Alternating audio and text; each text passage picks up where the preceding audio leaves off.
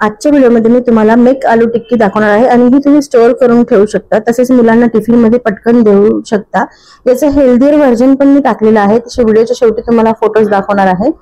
तर आता मेक आलू टिक्की व्हेज बर्गरची आपण बनवायला चालू करूया। त्यासाठी उकडलेले बटाटे इथे घ्यायचे आहेत, मी थोडे जास्तीचे करून ठेवणार आहे आणि याच्यात मी प्रिझर्वेटिव्ह टाकणार नाही आहे, कारण मी एकदम जास्त पण क्वांटिटीची करणार नाहीये। तर एकदा हे बनवून ठेवलं की तुम्ही पटकन सकाळी मुलांना टिफिनला बनवून देऊ शकता, चहाच्या नाश्त्याला बनवून देऊ शकता। घरचंच बनवलेलं असल्यामुळे याच्यात काही प्रिझर्वेटिव्ह पण ऍड केलेले नसतात। बटाटे चांगले मॅश करून घेतलेले आहे, नाहीतर तुम्ही खिसून घ्यायचे सरळ। आणि आता त्यामध्ये आपण बाकीचे इन्ग्रेडियंट्स टाकूया।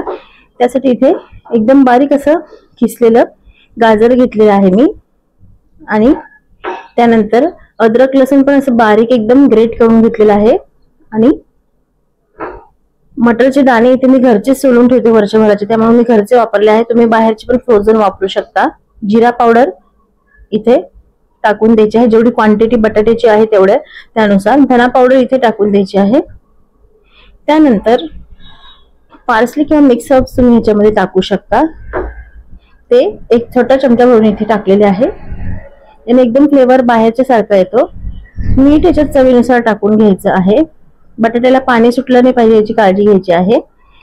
आणि त्यानंतर लाल तिखट तुमच्या चवीनुसार कमी जास्त तुम्ही करू शकता, लाल तिखट इथे टाकून घेतलेला आहे।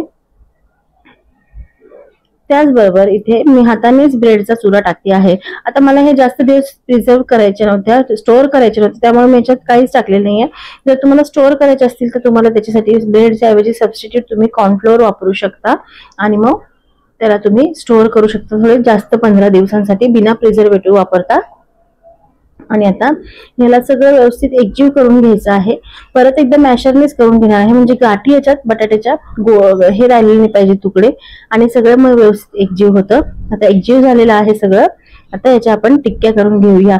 आता सेम टू सेम तुम्हाला बाहेरच्या सारखा शेप पाहिजे असेल तर तुम्ही असं काही गोल घ्यायचं आणि त्याच्यामध्ये हा आलूची टिक्की टाकायची, जसं कुकीज कटर असतात त्याच्यामध्ये पण तुम्ही टाकून करू शकता। मी हातानेच इथे त्याला शेप देऊन घेणार आहे।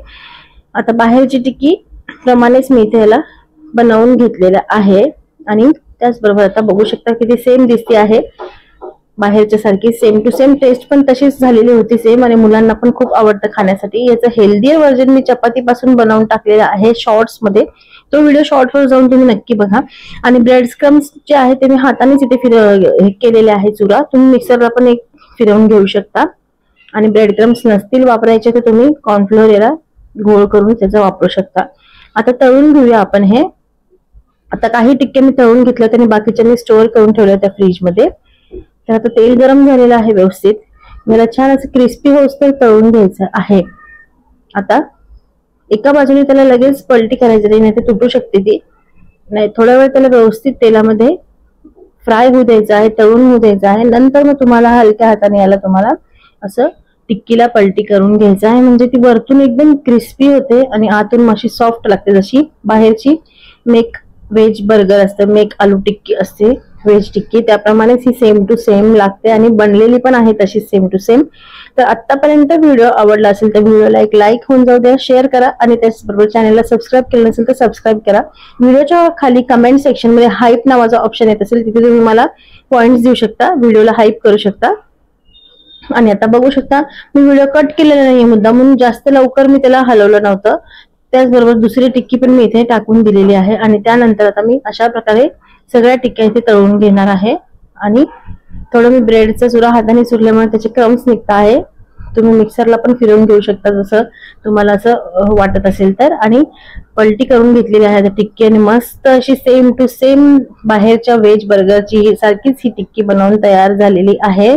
आता व्हिडिओमध्ये तुम्हाला शेवटी मी फोटोज दाखवते जे शॉर्ट्स मध्ये मी टाकलेले आहे बर्गरचं हेल्दीयर व्हर्जन। आणि हे आता टिक्की बनवून तयार आहे। याला थंड झाल्यानंतर तुम्ही पॅक कंटेनर मध्ये स्टोअर करून ठेवू याला थंड झाल्यानंतर नाही, चुकीने बोलले, या ज्या चिक्क्या कच्च्या तुम्ही बनवून ठेवल्या त्याला व्यवस्थित पहिले थंड करून घ्यायचं आहे प्लेटमध्ये, आणि नंतर कंटेनर मध्ये तुम्ही मग भरून ठेवायचं आहे रेफ्रिजरेटर मध्ये। आणि इन्स्टंट तळायचं असेल तर तुम्ही अशा तळू शकता।